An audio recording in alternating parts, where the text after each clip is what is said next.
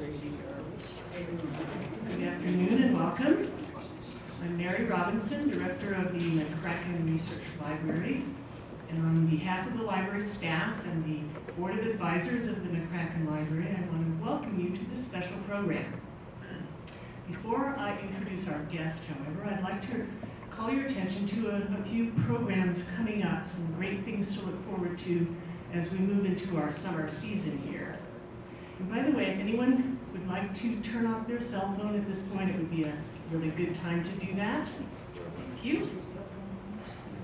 Those of you who use the stairway coming down here may have noticed that there's some installation work going on in our special exhibitions galleries. And in just a little over 2 weeks, those galleries will be open. On Friday, June 2nd, we host a members' reception for 2 exhibits that relate to our center's centennial. Cody to the World celebrates the 100-year history of this museum with fascinating collections and objects and a timeline related to our growth and development since 1917. Next door to that is a library exhibit about our center's first director, Harold McCracken, who is also the library's namesake. Out West, Where the North Begins, tells the story of Harold's early years as an Alaska adventurer and wildlife filmmaker. Both exhibits open to the public on Saturday, June 3rd, and the next day, June 4th, is a free day for residents of Wyoming and Montana. So tell all your friends who don't darken our door to mark their calendar. June 4th is a free day. Then on Wednesday, June 14th at 1 p.m. here in the Co-Auditorium, the library is hosting a lecture by Dr. Elizabeth Fenn from the University of Colorado. Dr. Fenn won the Pulitzer in 2015 for her book on the Mandan people. It's called Encounters at the Heart of the World. The Mandan villages, as you may recall, are famous because Lewis and Clark and the Corps of Discovery overwintered there on their way to the Pacific. Dr. Fenn will place that episode into the context of the long and remarkable history of the Mandans. Her book uses archaeological evidence to show that these very large, thriving villages on the upper Missouri were centers of commerce on the northern plains and were truly the heart of the world. So watch the museum website for more details about these programs. It is my pleasure now to introduce Laura Trevelyan. Laura flew today from New York City to Salt Lake City to Cody, and I think we ought to give her a round of applause.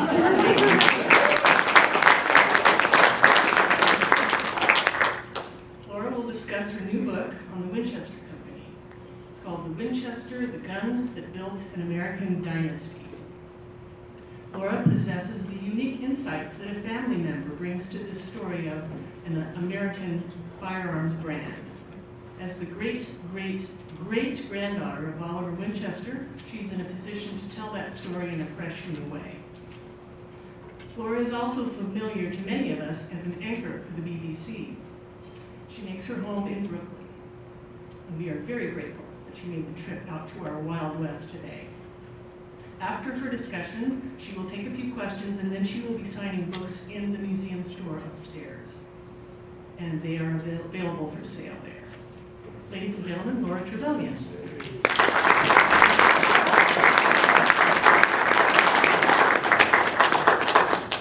Thank you so much, Mary, for that warm welcome. And I'd like to say how thrilled I am to be here in the Wild West, especially as I thought at one moment when flying from Salt Lake City that I was going to end up in Billings, Montana, and not Cody, and perhaps miss the talk altogether. But luckily, the weather lifted and I got to land. So it's a pleasure to see all of you here. Thank you so much for turning out. I'm incredibly touched and just so thrilled and honoured really to be here. And I'd just like to say thank you to Mary and the staff of the McCracken Research Library, because my researcher, Sue Fox, who's here, who also made the trip from New York, Sue came out and did all of the donkey work for the book for me, and Mary and her staff were so helpful to Sue, so I'm hugely grateful to Mary and to Sue for all the work that she did. And I had a hugely entertaining time in the Cody Firearms Museum just now with Ashley and Danny, who worked there, and we did a Facebook Live and all the rest of it, so it's been a packed few hours and I've only just begun. So, thank you all for being here, and just let me tell you about how it is that, as someone said to me on the plane this morning, your accent is a little east of Wyoming, which it is, London, England to be precise. But I am actually a dual citizen. I became a citizen of this great country the day after the election. I was sworn in, which was hugely exciting. Very excited about my first 4th of July when I can celebrate both of my citizenships and be on the right side for once. So it's wonderful to be here, but you may wonder with this accent how it is that I'm the great-great-great-granddaughter of Oliver Winchester. The answer is my grandmother was an American. She just happened to marry a Brit and hop the pond before the Second World War. But as a teenager, I would come out with my grandmother and my father, and we would visit this fascinating set of relatives in Connecticut, who summered a little bit north of New Haven on the Connecticut shore, and I met the most wild collection of great aunts, all of whom would shoot squirrels. They had a cocktail hour which began shortly after lunch and went until after midnight, as far as I can see. They swore like troopers. They would throw you off the tennis court if they thought that you were in their way, and then they would leap into Long Island Sound after they were swimming, pretty much with their cocktails, and they would shoot at anything that moved. They also had an elephant gun that they'd adapted to fire tennis balls at anyone who tried to land on their summer compound. I had literally never met anyone like this. What a fascinating bunch of relatives compared to my great aunts in England who politely drank tea and played mahjong. These colourful characters in Branford, Connecticut were unlike anything I'd ever seen. So I said, why are we firing the elephant gun with tennis balls at people who are trying to land on our property? And they said, well, because we are Winchesters, you stupid girl. So, and then the story came out that the summer compound was a little way away from New Haven, which is where Oliver Winchester, my great-great-great-grandfather, back in the 1850s, had poured his money into the Winchester Repeating Arms Company. So I'm just going to briefly tell you the story of the family, which is it's a nice story of decline and fall, because we pretty much go from clogs to clogs in 3 generations, as is sometimes the way with these things. But so Oliver Winchester, he's our protagonist. He's born in 1810. He's a penniless farm boy in Boston. He loses his father. His mother sends him out with his twin to work on the farm. He has no formal education. He's only allowed to go to school for a few brief hours in the summer. He educates himself somehow. He gets an apprenticeship to build flying buttresses in churches. And he's clearly very gifted technically as a teenager, but he gives up the flying buttresses because he's made some money doing that. And he patents one of the very first shirt collars that you gentlemen will be sporting this evening, some of you. So this talented teenager becomes this really like a tycoon in the shirt manufacturing business, and he sets up in Baltimore. He has one of the first gentlemen's furnishing stores, and he makes a mint, and he moves to New Haven, and he gets to New Haven just as sewing machines are coming into vogue, so he realizes the benefits of mass production. And sure enough, by 1853, he has tons and tons of cash from making all these shirt collars. And he's looking around for something to invest, and there's something he doesn't know anything at all about guns. I mean, I think maybe he had one in his shop in Baltimore and in his shop in New Haven, because everyone did, but he has no actual technical proficiency, other than that he's good at patenting stuff, and he's very interested in patents, and he sees that guns, you know, you can protect a successful gun with a patent, and probably you can make money. So he puts his money into something called the Volcanic Arms Company in New Haven. Now, Ed Pugsley, who later becomes a family member and is the chief engineer of Winchester, says amusingly about Volcanic, he said, the pistol and the ammunition were about what you would expect a shirt maker to grab, as both were about as worthless for the purpose for which they were designed as you can imagine. But Oliver was not deterred. Volcanic went bust. It was reborn as the New Haven Arms Company, went bust again. Oliver refinanced, and it became the Winchester Repeating Arms Company in 1866. And Oliver was fortunate in that someone came to work for him called Benjamin Tyler Henry, who developed what became the Henry repeating rifle.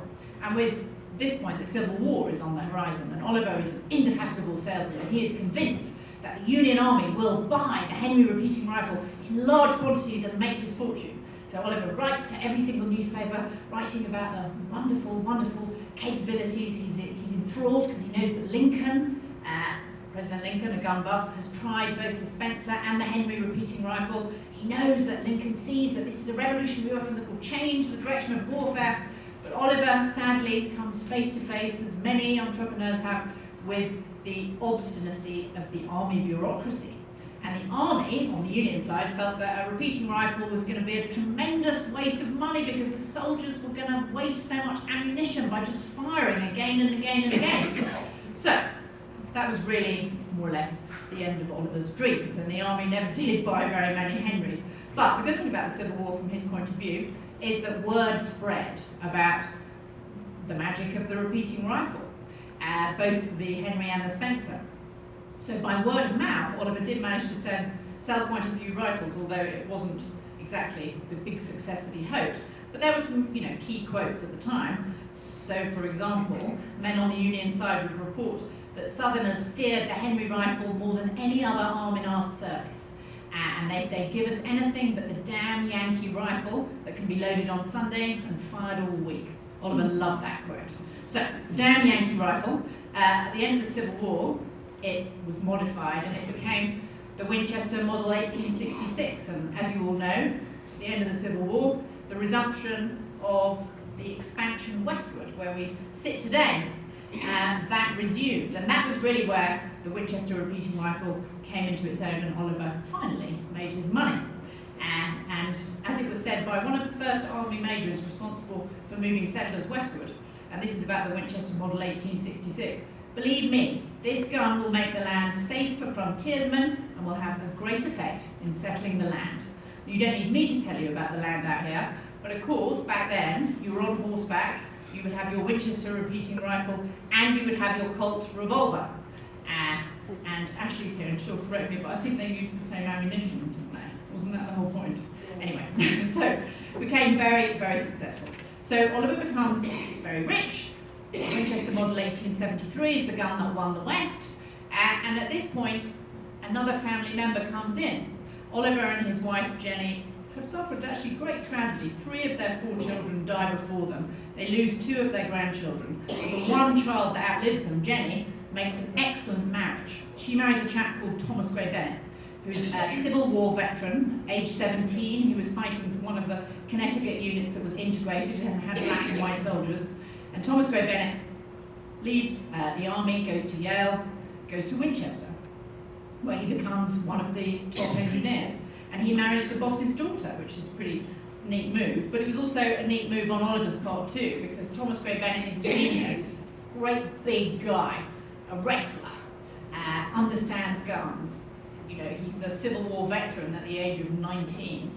And it's him that we have to thank for recognizing the genius of the Brownings, because it was Thomas Gray Bennett in 1883, a Winchester scout, says, this rifle has been made in Ogden, Utah by these chaps called the Brownings. So Thomas Gray Bennett looks at the gun, likes what he sees, jumps on a train. In those days it takes you 3 days to get from New Haven to Ogden, Utah. And he goes to see John Browning in his workshop with his brothers and says, I'll give you a few $1,000s for this and the next 3 that you produce. And Browning says, how about slightly more? Thomas Gray Bennett says, no, take it or leave it. And Browning says, well, all right. And thus a very successful partnership is born. Because as you all know, I'm sure, Browning was hugely gifted, but didn't have the ability to create patents around his inventions. So he would bring his guns to the Winchester shop in New Haven, and the Winchester engineers would tinker with them, create a patent, and it was a very, very profitable relationship until it broke down when Browning, after more than 20 years, realised his own worth and asked Thomas Gray Bennett if he could have royalties on the next gun. And Thomas Gray Bennett, who was nothing if not a tight-fisted New Englander, told him to get on his bike, which is what Browning did. Except I think that it was slightly more rude, the language that they exchanged. But for 20 years, it was a hugely successful partnership, as you all know. And Thomas Gray Bennett went and sold the Winchester rifle around the world. He went to Turkey.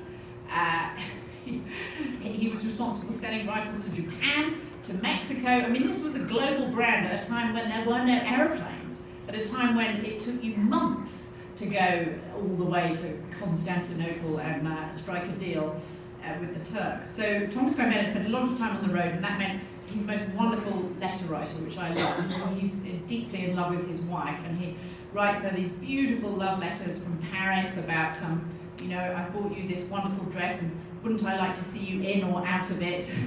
Which I find very amusing, even to this day. But he, you know, from Oliver, you get no sense of the man at all, or the emotional life. He's just all about the business and the selling. But Thomas Gray Bennett, I guess he had the benefit of an education. He was a Yale man. He really is a man of letters, as well as being this firearms genius too. So anyway, things are going just fine with the Winchester. The gun that won the West is doing brilliantly, and the guns that come after it, these are very successful shooting rifles. Business is really quite marvellous, and it's helped by people like Buffalo Bill, for whom this centre is named. And Buffalo Bill, of course, pronounced the Winchester to be quite superb, whether you were hunting Indian or game, and many others had the same view, Teddy Roosevelt included. But the interesting decline of Winchester happens around World War I, which you might think is counterintuitive. How can it be that a conflict can be bad for business for an arms manufacturer? Well, the answer is that Thomas Gray Bennett, shortly before the war, he decides in about 1910 that, you know, he's had enough. He wants to step down as chairman. He wants to spend time with his beloved wife and his beloved children. So he is no longer at the helm, and his son, Winchester Bennett, takes over the company. And Winchester Bennett, to me, is a fascinating character, because unlike his father, who's a Civil War veteran, or his grandfather, who's born a penniless farm boy, Winchester Bennett is born into the grandest of New Haven society. He grows up speaking French, taking ballroom dancing lessons, sailing on Long Island Sound, golfing, going to parties, driving around, horses, carriages, all the rest of it. I mean, he really is a gilded youth. But he is trained in the gun shop, like his father and like his grandfather, and he's actually a talented designer too, and has a number of patents to his name. But he's always a slightly, what's the word? He's a weak character. His parents, in their letters back and forth, worry about his nervous temperament. That, you know, they're hinting that he's slightly unstable, and they're thrilled when he finally gets married to Susan Silliman Bennett, who she's the granddaughter of Benjamin Silliman, who's the first chemistry professor at Yale. So, you know, academia is marrying money in New Haven, and it's a wonderful wedding. But things are not quite adding up, and Susan, in her letters, writes that she actually didn't really want to marry Wynne, but her father thought it was a good idea. And she's a nurse, so of course Thomas Gray Bennett and his wife think this is wonderful that the unstable Winchester is marrying a nurse, because she'll be able to take care of him, which of course is what happened. So Wynne ends up being at the helm of the company in World War I, the slightly unstable Wynne, who's always a little under the weather, he's always feeling a bit seedy, he's always having to have a nap after lunch. So it's all unexplained exactly what's going on. But with the war comes tremendous pressure. As you know, of course, America didn't come into the war immediately, but its allies leapt in, Britain chief amongst them, and the New Haven factory was where Winchester was modifying the Lee Enfield rifle for the British so that they could use it in the battlefield. And Wynne was in charge of this project, which was very complicated because the Winchester people felt they weren't going to be able to modify the rifle, that it wasn't going to fire, and they were right, but the Brits were insistent. So it was all very stressful. There was a lot of back and forth, a lot of money, cancelled contracts. And Wynne just proves to be really unequal to the task and actually steps down in the middle of this crisis moment for the factory. And Thomas Gray Bennett has to come back from his retirement when he was hoping to spend his final years with Jenny. And the war is a disaster for Winchester, because in order to meet the huge amount of orders that they have, which step up when America goes into the war, they decide to expand the premises in New Haven, as you would, but they have fixed price contracts with the US government. The cost of labour skyrockets, the cost of materials skyrocket, and all of a sudden none of their sums are adding up, not even remotely. So they end the war, as Thomas Gray Bennett says, they're owing $8 million and they don't have any way to pay it. And meanwhile, their shareholders are saying, where are our dividends? Their shareholders are reading about how munitions companies are knocking it out of the park, and they're all very angry. So it's a big mess at the end of the war. So what does the company do? Well, if you go to the Cody Firearms Museum, you'll see a wonderful example of what they did do, which is that Thomas Craig Bennett was persuaded by a chap called Louis Liggett, who ran something called Rexall, which is a big chain of drugstores in this country that some of you may remember. So Louis Liggett of Rexall gets on the board of Winchester, because he knows somebody who knows somebody, and says, you need to use all this spare production capacity, and you need to make products which are as good as the gun. You need to start selling roller skates to the American housewife, and you need to start selling knives, and basically anything that's made out of steel. You can start making washing machines. So no one else on the Winchester board knows what to do with all the spare capacity. So they're convinced by Louis Liggett, and dear old Ed Pugsley, chief engineer of Winchester, he's put in charge of retail sales, which is not something he knows anything about. And all of a sudden, Winchester is buying up space on Madison Avenue in New York City, fancy shops in Providence, and they are selling cutlery. But the company immediately runs into the fact that all successful cutlery, all successful flashlights, everything that they want to make that's made out of stainless steel already has a patent fence around it, which is ironic because Winchester did such a brilliant job of building up patents around its own guns, and then when they try and diversify, they run into this issue that they can't make the best product because a patent already exists around it. So things go from really bad to worse. They make less and less money on the roller skates, on the cutlery, on the flashlights, on the baseball bats, and all the rest of it. And then there's a depression in 1921. They're trying to refinance. The bank, Kidd and Peabody, lend them yet more money. Thomas Craig Bennett is getting more and more infuriated. He refers to the banks as carrion feeders. He wonders why they ever stopped making guns. Winchester actually neglects the gun business as it tries desperately to make the disastrous foray into retail work. And if you go to the Cody Firearms Museum, there's a wonderful recreation of a Winchester shop selling all of these products. I think the only thing which actually made any money at all, briefly, was indeed cutlery, but that was about it. So by the time of the Depression, the company is clinging on by its fingernails, and Thomas Craig Bennett writes to Sarah Winchester. Now, some of you may have heard of the Winchester Mystery House. So Sarah Winchester, she's actually the daughter-in-law of Oliver Winchester, our first character. But her husband dies, her baby daughter dies, she goes out west with her millions that she's got, and she builds this crazy house. Now, I would submit that she doesn't build the house because she's crazy at all. She builds the house because she's got money, she's interested in architecture, she has all these actually wonderful labour-saving ideas if you go to the house, and she creates one of the first fruit hydrators, for example, and all kinds of wacky things. But anyway, she and Thomas Craig Bennett at this point, at the end of sort of coming up to 1929, they're the chief shareholders in the company. So Thomas Craig Bennett writes to her and says, it seems to me dangerous for the family to keep control much longer. Wynne is at a vital time unable to do much. I'm 73 years old. I fear it will be difficult to borrow next March when our notes come due.